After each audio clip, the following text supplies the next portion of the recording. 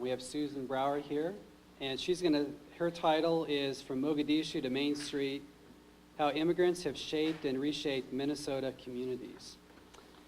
Susan is a state Minnesota demographer and directs the Minnesota State Demographic Center. She became the state demographer in February 2012. In that capacity, she travels the state talking with Minnesotans about the new social and economic realities that are brought about by the recent demographic shifts. Susan's work applies an understanding of demographic trends to changes in a range of areas, including the state's economy and workforce, education, health, immigration, and rural population changes. She joined the State Demographic Center after working as a researcher on the Minnesota Compass Project at the Wilder Research Center in St. Paul. Prior to that, she worked at the Population Studies Center at the University of Michigan. Susan has earned her PhD in sociology at the University of Michigan, specializing in demography and family sociology. She also holds a master's degree in public policy from the Humphrey School of Public Affairs at the University of Minnesota. Susan, welcome to Inver Hills.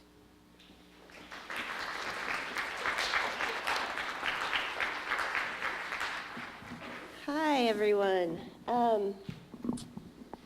Let me tell you just a little bit about what a demographer does, a state demographer does, so you kind of have that background.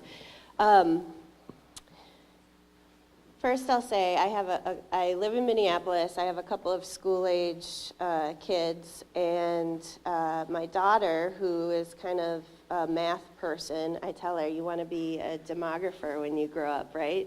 And she says, no, nobody knows what that is, Mom, for heaven's sakes. What demographers do are track how people move. We track births and deaths, how populations change, and the characteristics of the population. So, you know, that's kind of the nuts and bolts of it, but the impacts of how populations are changing is a big part of it as well. And there's a lot happening with immigration right now, and there's a great need for immigration right now, particularly in Minnesota, and I'll show you why that is in a moment. And these aren't messages that we always hear when we're listening to kind of the mass media. It's a little bit different from what we see maybe nationwide. We're in a unique position, and I'll show you why that is. I want to tell you, just to begin, that the vast majority of people don't migrate out of their home country. 97% of people stay right where they were born, the same country right where they were born. So given how easy it is to stay on your own couch, how is it that we're all here today? How is it that I am not living in Oslo, for example? My great-great-grandparents left Norway about 150 years ago, and they settled near a farm in Owatonna, which is about an hour south of here. And how is it that some of you are here? It's kind of going in and out. We all have our own immigration stories, and while I do like to hear about why people choose to live here, this picture is less and less appropriate for Minnesota, but this is what winter looked like when I was growing up. So I like to hear about why people would choose to move here, especially if they grew up and took their first steps someplace like here. This is Mogadishu Beach in Somalia. I think we're back on. I don't know if I'm... Oh, is that's the thing? Okay.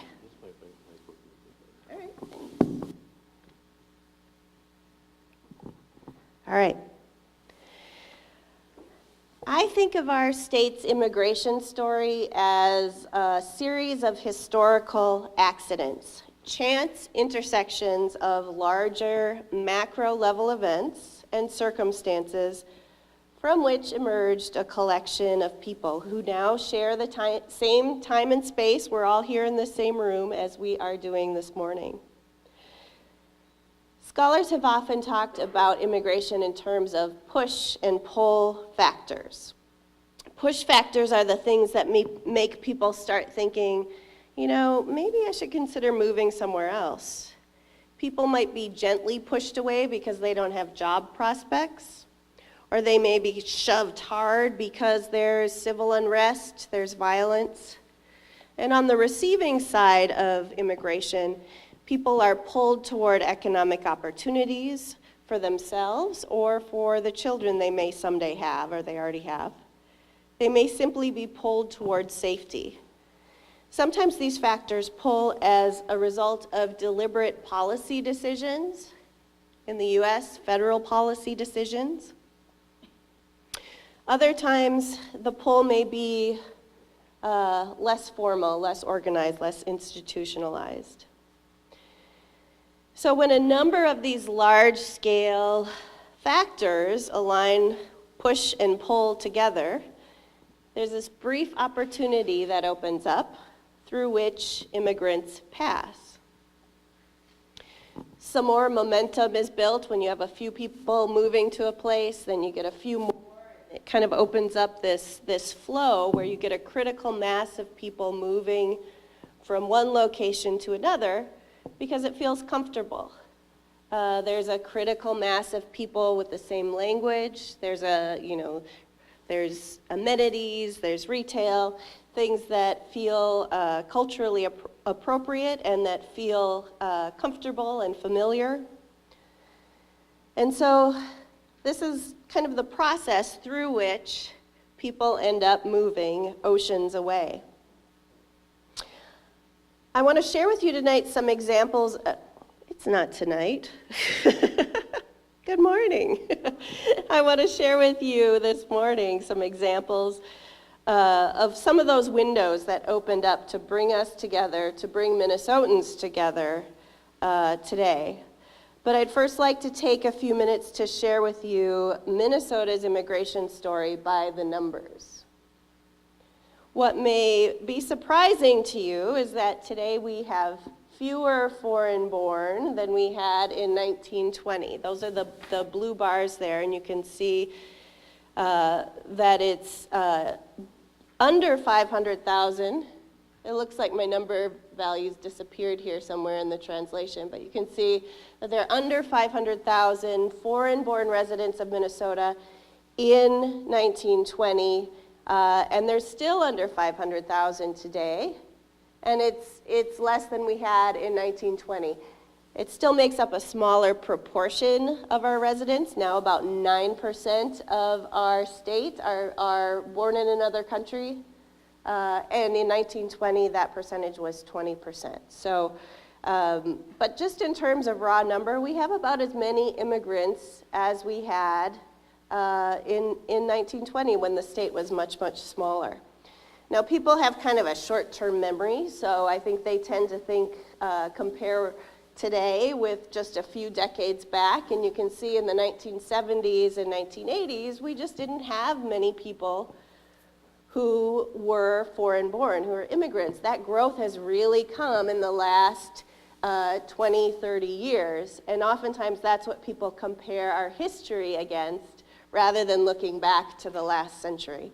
So if we look way back, not just a couple decades back, you can see that we're starting to look more like we did when our state was first forming. This is a graph in the office that we call the Nordic Ski Jump. I know Germany's not a Nordic country, but it's close enough. I just want you to see, these are the biggest groups that immigrated here to Minnesota. These are foreign-born populations, and you can see over the course of the late 1800s, just that huge influx of people coming from Sweden, Norway, Germany, European countries, Northern European countries, Western European countries. And what we've seen in the last 30 years or so are people coming from all over the globe. People coming particularly from Mexico has been one of the largest immigrant groups, but also people coming from South Asia, from India, from Laos, the Hmong, Somalia, Vietnam. These are some of our biggest immigrant groups now in Minnesota. And looking at this another way, you can see that very dark blue bar there, and it's just shrinking over the course of the last 50 to 60 years. that we have in 1950, about 90% of our immigrants were born in a European country, and that shrinks down to about 10% in the most recent period. And instead, people are coming from all over the globe, from Asia in the lighter blue there, from Latin America in that kind of red color, and from Africa in purple. The green part is showing you North America, and those are Canadians in that group. That might be the only group that came here for the weather, but I am not sure about that. I'm still checking on that. I want to look back now to a few examples of how large-scale historical events align to create the opportunities that produce these trends. So let's consider the flow of Norwegians to Minnesota. You'll recall the ski jump graph that we just looked at, that the peak of immigration to the state was in the late 1800s. What was happening in Norway right before? First of all, I just want to point out, I've used this slide a lot. This is the first time I've noticed, is that a pig over there? Is that a pig? It's not a dog, it's too thick for a dog, but I just noticed the pigs hanging out with the family there. What was happening in Norway? What were those push factors that caused people to come here around that time? Well, there was a whole bunch of labor productivity in agriculture around that time, which means that they could produce about the same amount of agricultural goods, of food, with fewer people. So it was a period of economic growth, which fueled population growth. And so there were a whole lot of people and not a lot of jobs and not a lot of land. They're kind of running out of land that they could farm. So the situation was not looking very hopeful for young Norwegians because there weren't a lot of opportunities, there wasn't the land to farm. It had kind of been distributed to children and children's children. And so if you were a second son or if you were a daughter or a third son or a third daughter, you knew that your prospects weren't very good because you wouldn't be receiving the land from your parents, and you knew that there weren't many opportunities to work elsewhere because that labor productivity was so high. So that was happening around 1800 in Norway, and just about the same time that Norway experienced the economic boom, the US was trying to figure out how to grow its population westward. The U.S. wanted to capitalize on a large amount of unsettled land that it owned, that it quote unquote owned, I should say, that had not yet been settled. In 1862, Congress passed something called the Homestead Act, which gave 160 acres of land to settlers that were willing to move here. They were just required to be head of a household or a single person over the age of 21. So that was a pretty good deal for people in Norway who didn't have a lot of prospects, right? Hey, I can move. I got to go across an ocean, but I can move and there's going to be land that I can farm, and it's going to be very inexpensive or even free in some circumstances. The homesteader had to be a citizen of the U.S. or say that they wanted to become a citizen of the U.S. And then once the citizen came here, or the homesteader came here and stayed for 5 years, they could go through a legal process that established ownership of the land. So they could get land out of the deal, which was a pretty good deal for folks, especially considering the prospects they faced at home. So the window of opportunity that opened up for Norwegians came at a time that there were these opportunities in the U.S. So it was just kind of an accident. That's how I see it. It was an accident that there were few opportunities in Norway at the same time that there were these opportunities in the U.S. There were circumstances in other countries that were aligning as well. This is my friend Hans Matson.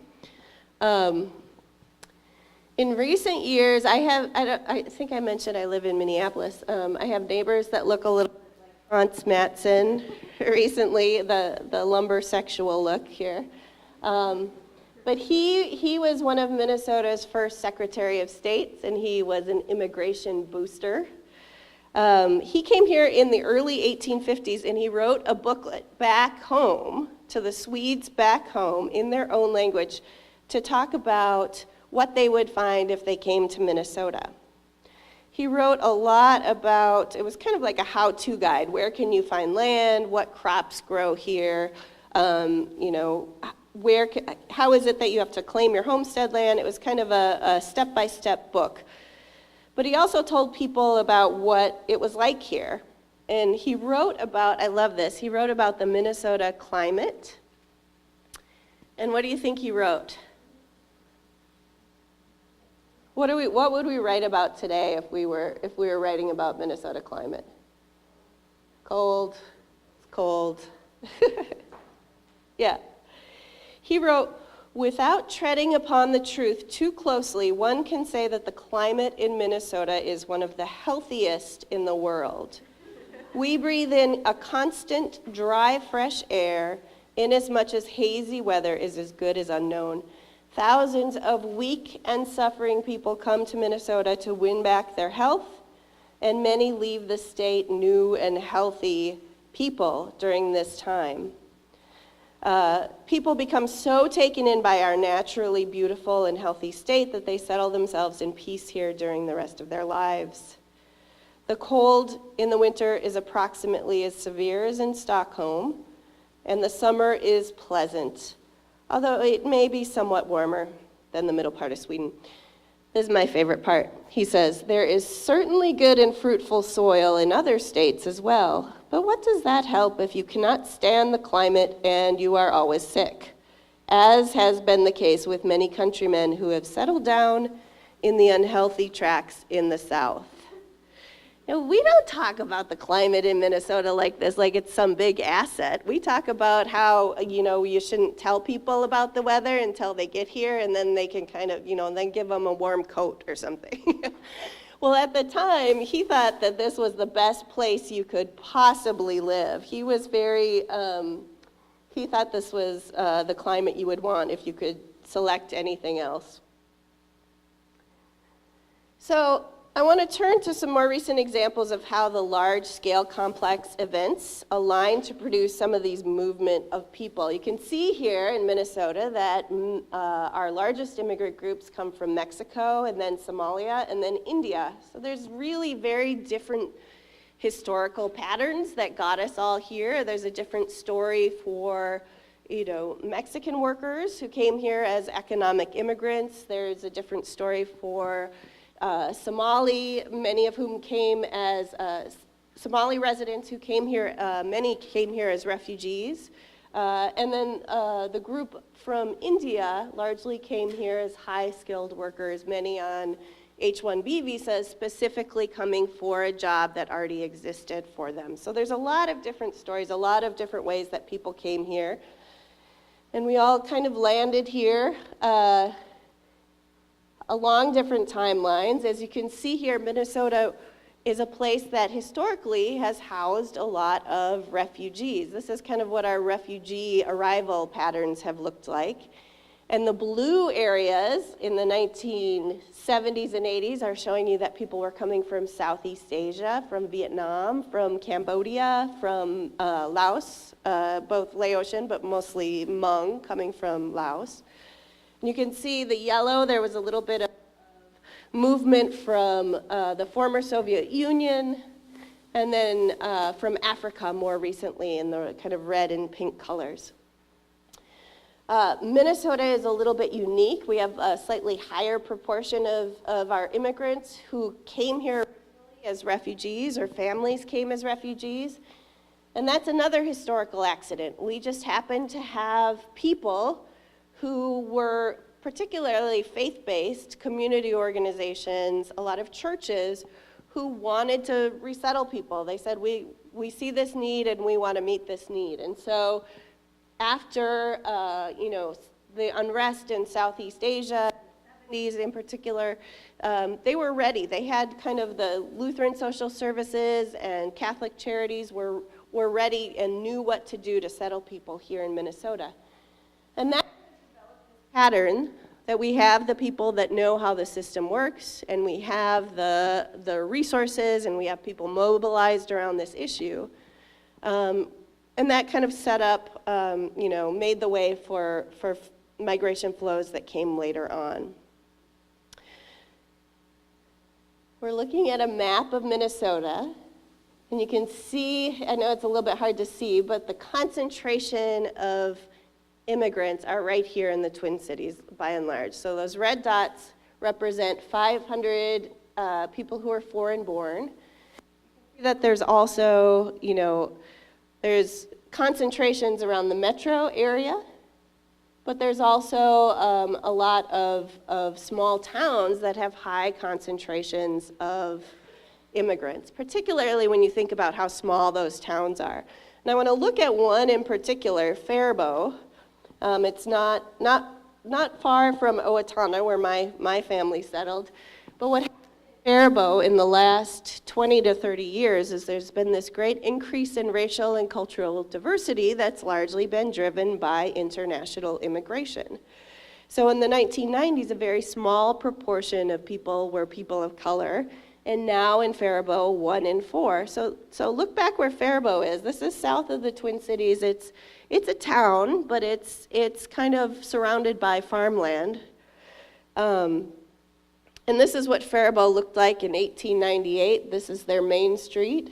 And many of these structures are there today, but there are different people occupying that space now. There are new immigrants coming from around the globe. I think another thing that's kind of interesting about Minnesota is that in these small towns, you don't tend to have people coming just from one area of the globe. You don't have just Mexican workers or Mexican families or just Somali families or just Hmong families. It's really a blend across, all of those groups that we looked at. I haven't seen many places where you see that high concentration of just one group. And you can see here, this is again in Faribault in the grocery store. This is a different Faribault than we had 15, 20 years ago. This is a high school graduation in that school. And so immigration is changing what our schools look like, what our storefronts look like, even kind of what our public spaces look like. This is where I take my son to go play soccer. It's in St. Paul. And what I want you to notice is that there, the field is set up really for tennis and for baseball, but how it's being used now is largely for soccer. And you can see, if you look carefully, there's little soccer goals set up wherever they cannot, scrape their knees on the baseball fields. But you see this more and more across our public parks. Because soccer is a game where there's many more people across the globe have experience with this, and it's more of a dominant sport than we have here. And so in this way, immigration is shaping what our public spaces look like, and there's conversions from baseball diamonds to soccer fields. And you can see this, a scene such as this in many places in Minneapolis and St. Paul, where you take the space and convert it into the use that you would need, even though it's not initially set up that way. I want to end with telling you what I expect in terms of, I don't know what I expect in terms of immigration in the future, but I can tell you what the state needs in terms of immigration, and it's not exactly what you would necessarily hear, as I said, if you're listening to the news or reading the newspaper. One of the things that my office does is make projections about the future based on our demographics.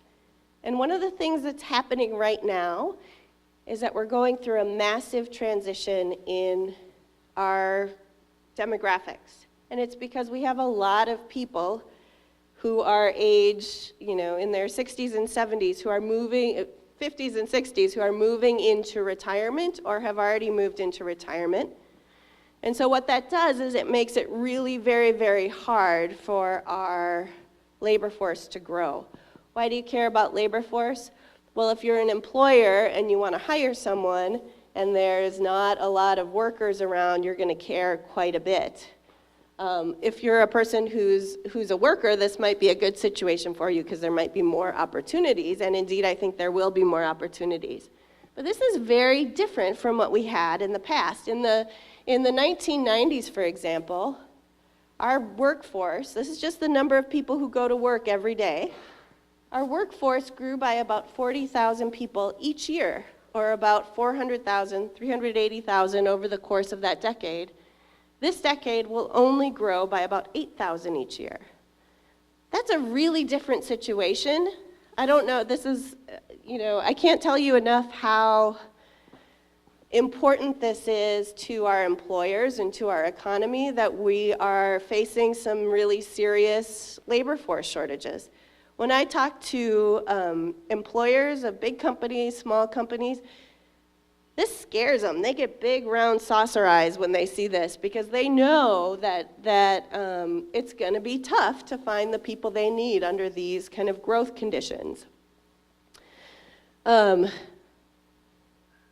What's happened in recent years is that there has been a decline in the number of white workers in Minnesota and growth in the number of workers of color and foreign-born. Really, the only growth that we experience is coming, and particularly from foreign-born workers.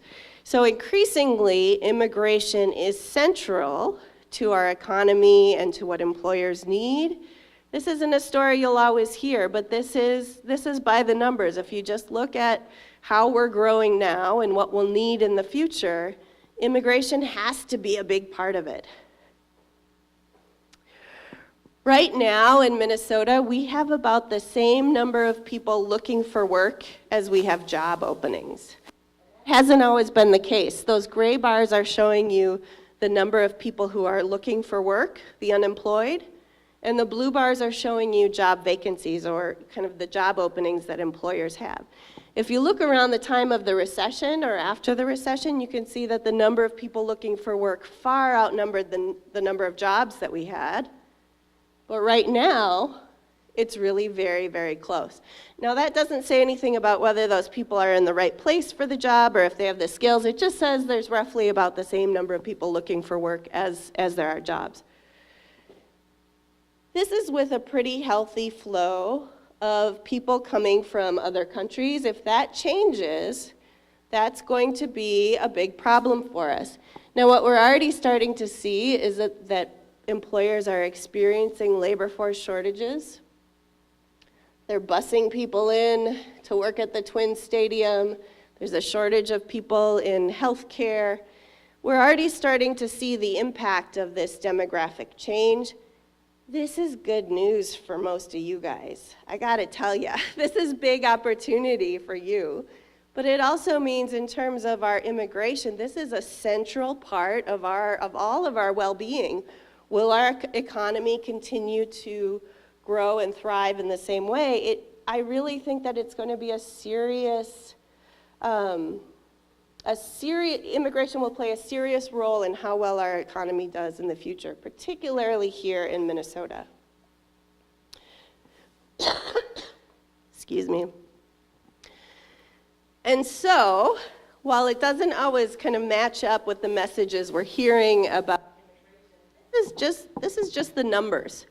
I should have told you before when I started is that my job is not as an elected official. I'm just appointed, and I just look at the numbers and read what I see. So I don't have any feelings about immigration other than what I can read from the numbers and what I see in terms of the benefits and some of the costs as well. But this is something for young people that is really going to shape the Minnesota that you inherit and the Minnesota that you inhabit going forward. I gave you guys lots of numbers. Do you have questions for me? How are we doing for time? We're okay? Okay. If I come down here, will you be more like To me, that's the question. Do you have questions? I was the kind of student who never would have asked a question in a room like this, but yeah. Today's political environment is very anti-immigrant. I mean, what is being done to get this kind of information in front of anti-immigrant politicians? So the question, if you didn't hear it, was what is being done to get this kind of information in front of anti-immigration politicians? I do a lot of talks about this. I talk to people at the legislature. I talk to the governor and tell him this story. He wouldn't necessarily be someone who would be anti-immigration, but these are stories that we push out through the media to say, look, this is the situation. It doesn't look anything like what we're hearing in terms of messages. I do see now and then stories that point to the data that I'm talking about so that I know that it is getting out there, but it certainly isn't the dominant message. At some point, employers already are many employers in Minnesota are very pro-immigration because they know what the situation is.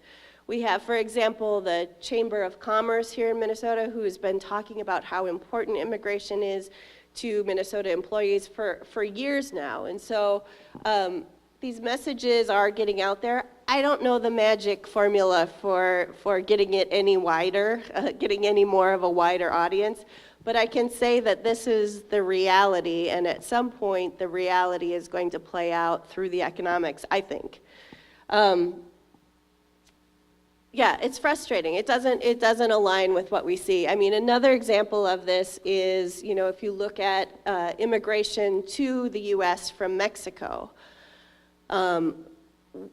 We've had a net outflow of people to Mexico since the recession. That means there's more people going to Mexico than are coming.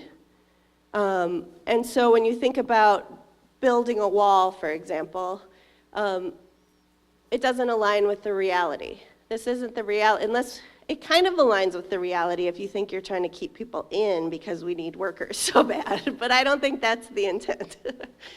So yeah, it's frustrating. I think the reality at some point is going to catch up with what's in people's heads.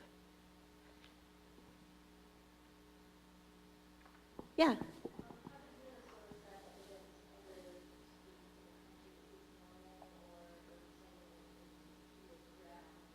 Yeah. So the question was, how do we compare to other states? In terms of immigration, we do better than states that are largely rural and don't have a metropolitan area to pull people in. So if you think of some of our Midwestern neighbors without the metros of a large enough size. But if you think about the growth that's happening in California, in Texas, kind of all the kind of border states in the US, Southwest states, they have much more immigration than we do. Much more cultural, racial diversity, but they also have more growth from people moving domestically. So they don't have as big of a need as we have here, because we tend to lose people to other states more than we gain. And really the only growth for migration that we have is from international migration, not from domestic. So I would say that we're kind of in the middle in terms of we're not, we don't have such little international migration at more rural states, but there are states that have much more than we do.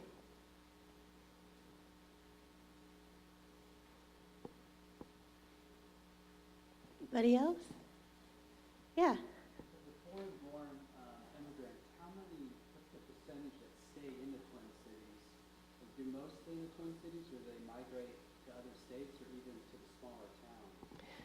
That is, so the question was, what happens? Do people stay here? Do they move away? Do they go to the small towns? All of those things happen, but it's really hard to get a handle on movement after people come here initially. And that's because we don't track movement.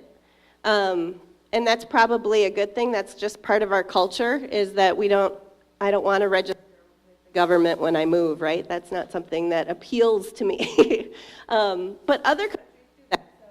Many of the Nordic countries, when you move, you tell the government where you moved to. So then you have the data, you can see where people moved. So it's a little bit of a question mark, what happens to people. We know that people tend to come to cities, that at least initially immigration is an urban phenomenon, to Minneapolis, to St. Paul, to the metropolitan area. And we know that we have our highest concentrations of foreign-born still living there. So we can kind of deduce from that there isn't mass movement outward. But we certainly know that, some people filter out to job opportunities in greater Minnesota, people coming from other states who are foreign-born as well. But we don't have precise measurements on it just because we don't track that, as our government doesn't track that. Yeah? Is there something that could be tracked through like a census? Could it be tracked through a census? You would have to ask. I should say, we do ask about movement in the last year in our main census survey. So you can look at who's moved in the past year, but we don't, and we can also look at birthplace, but we don't ask for detailed move histories. It could be asked, but I wonder, I don't know if there's an appetite for it actually, because it would be really time intensive for people to write out all of their moves on a census form. And we have a culture of kind of privacy around that issue as well, I think. So you might not get very good information. You could do it. I don't know what kind of information you get. Yes?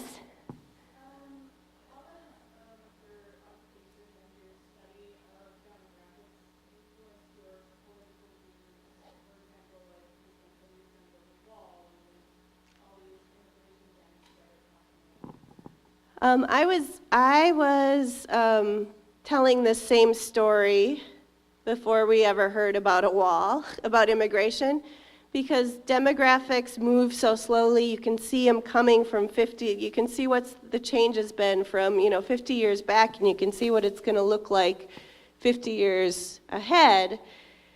So I don't know that it has changed my political opinions, because I think the need is there regardless of what politicians are saying about immigration, at least for our state.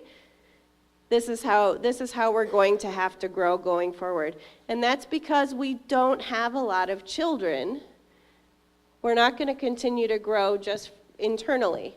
And so eventually that means our demographics will require movement in.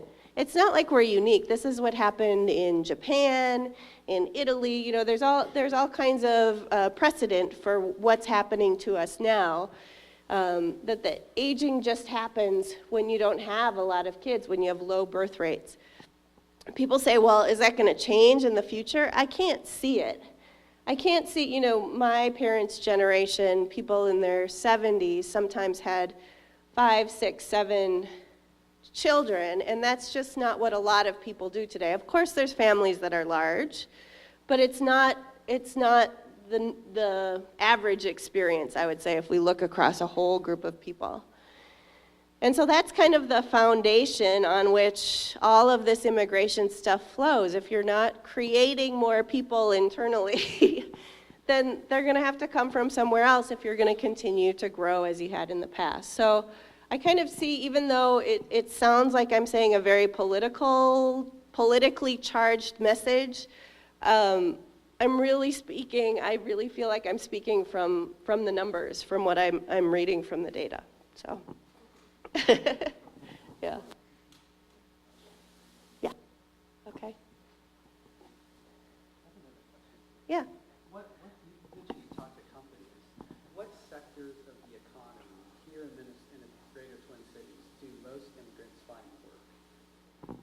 The question is, what sectors of the economy do most immigrants find work? If you look at kind of the skills profile of our immigrant communities in Minnesota, you see people concentrated at the very high ends, people with master's degrees, professional degrees, PhDs, kind of work. And you see people at the very low end of the skill spectrum. And so the work is concentrated both, for example, you know, we have a large number of people coming from India, and they're concentrated in software development, in IT. I know it's a stereotype, but it's also true if you look at the data that where there's been opportunities, and that's what has pulled people from India. On the lower end of the skill spectrum, the industries that we see people in are in healthcare, in direct care, and we see people in agriculture, in food processing, particularly in greater Minnesota. That's where we've seen people move is out toward food processing plants.